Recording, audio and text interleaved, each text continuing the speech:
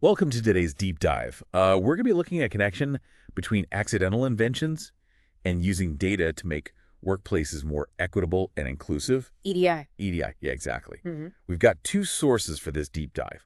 One is a video all about accidental inventions that really changed the world. Yeah. And then the other one is a PDF that really digs into how data metrics can be used by companies to drive EDI initiatives. Right. And it's really interesting because while these topics seem like they're worlds apart, Yeah.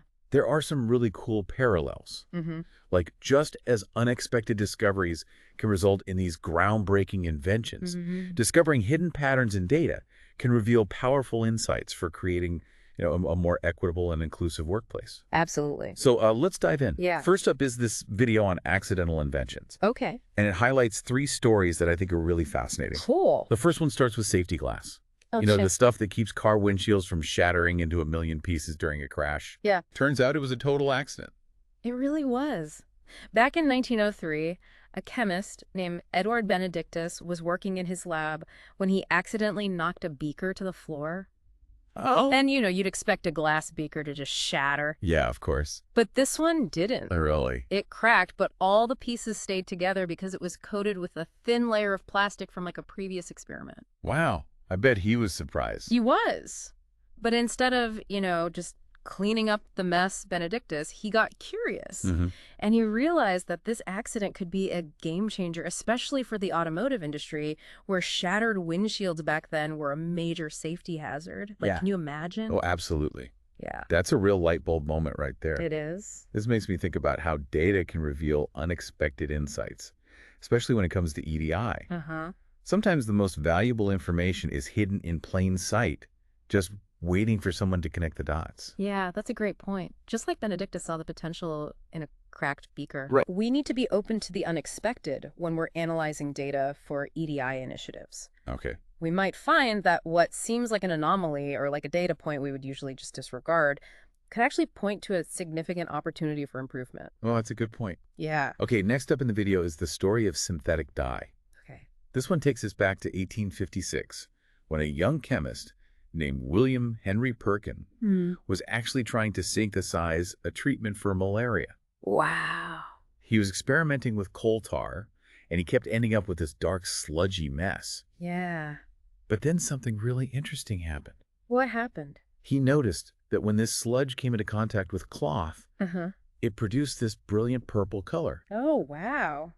And, purple was incredibly rare and expensive back then. Oh, yeah. It was associated with royalty. Exactly, because it was so difficult to obtain. So Perkin accidentally discovered a way to make purple dye accessible to everyone. That's amazing. Yeah. It was a total game changer for the fashion industry and beyond. And it's a great example of how challenging assumptions can lead to these unexpected breakthroughs. Right. Perkin wasn't looking for a new dye, Right. but he was open to seeing the potential in something that others might have just dismissed as a failure. Yeah. This reminds me of how important it is to challenge our own assumptions. Right. When we're analyzing data for EDI. We might have these preconceived notions about what the data should be telling us. Right. But if we're willing to question those assumptions and look at the data from different angles, we might discover entirely new solutions. Absolutely. Yeah. Sometimes the most impactful insights come from questioning what we think we already know. Okay, one last invention from this video, and it's a classic Silly Putty. Silly Putty, the toy that was born from a failed attempt to create synthetic rubber during World War II. Wow. James Wright, a scientist at General Electric, was experimenting with different materials, and he accidentally created this gooey, bouncy substance that wasn't at all what he was looking for. But someone saw the potential in this failed experiment Right. and turned it into a beloved toy enjoyed by generations of children. Exactly. It's a great reminder that even mistakes can lead to amazing discoveries. Yeah. And it also highlights the importance of interdisciplinary thinking. Oh, how so? Well, just as Silly Putty found a home in the toy industry, insights from data analysis might have applications beyond their intended scope. That's a good point. It's all about making connections and seeing possibilities where others might not. So it seems like these accidental invention stories have a lot to teach us about approaching data analysis with a fresh perspective. I think so. And it makes me even more curious to dive into that PDF on data-driven EDI and see what other parallels we can draw. Yeah, let's do it. So let's shift gears now and look at that PDF on data-driven EDI. I'm ready. The invention stories really got me thinking about data in a whole new way. Yeah. It's amazing how those, unexpected discoveries led to these really impactful innovations. And now I'm curious to see how data can be used to drive positive change in the workplace when it comes to EDI. Well, just like those inventors needed the right tools and techniques to turn their accidental discoveries into something useful, we need the right tools to extract meaningful insights from data, and that's where metrics come in. Okay, the PDF mentioned metrics quite a bit. Yeah. It even used this analogy of social media banter. Uh-huh. Can you explain what they meant by that? Yeah, so think of all the conversations happening online. Right. On the surface, it just seems like noise. Yeah. But when you start to analyze that data using specific metrics, you can uncover really valuable insights. Okay. For example, a company could track social media conversations to understand how employees feel about their EDI initiatives. Oh, interesting. They can see what's resonating, what concerns employees have, and where there might be room for improvement. So it's about turning all that chatter into something actionable. Exactly. And that's where choosing the right metrics comes in. Yeah, the PDF talks about different types of metrics. Okay. That are relevant to EDI. It mentions operational metrics, which measure things like the efficiency of processes, and financial metrics, which focus on the bottom line. But those are just the tip of the iceberg. Okay. When it comes to EDI, we need to go deeper. Deeper into understanding the experiences of employees. You got it. Yeah.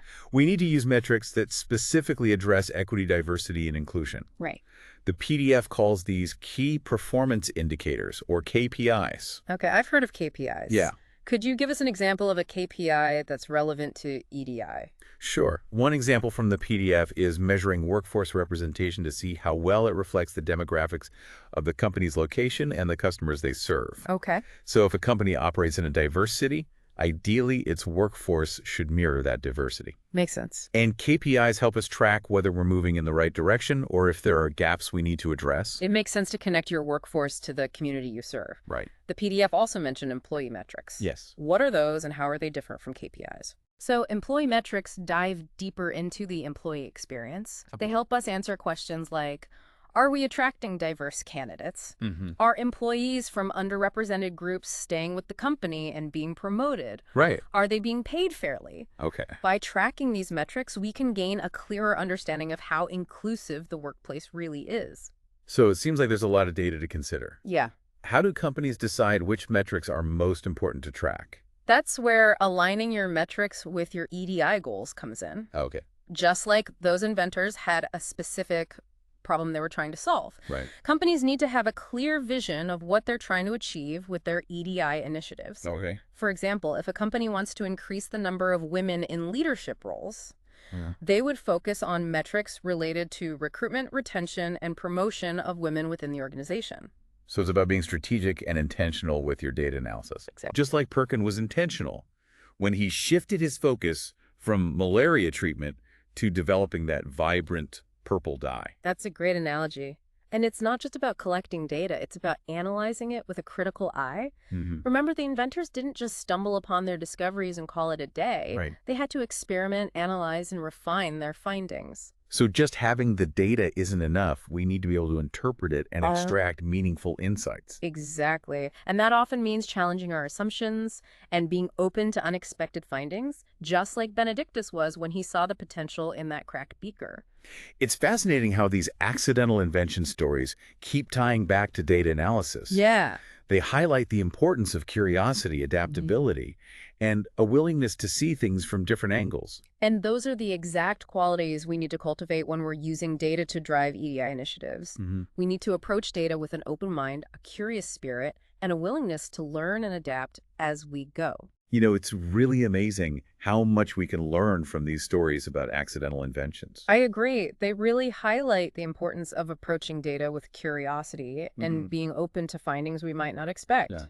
Yeah. You know, it's like that saying, chance favors the prepared mind. Oh, that's a good one. If we go into the data analysis with these really rigid expectations, we might miss valuable insights Right. that could be hiding in plain sight. Absolutely. And remember, just those inventors had to experiment and iterate to really refine their discoveries. Right. Data analysis is an iterative process, too. Yeah. We might not get it right on the first try, but By continually analyzing, refining, and adapting our approach, we can uncover these increasingly valuable insights. This whole conversation has really shifted my perspective on data. Oh, yeah.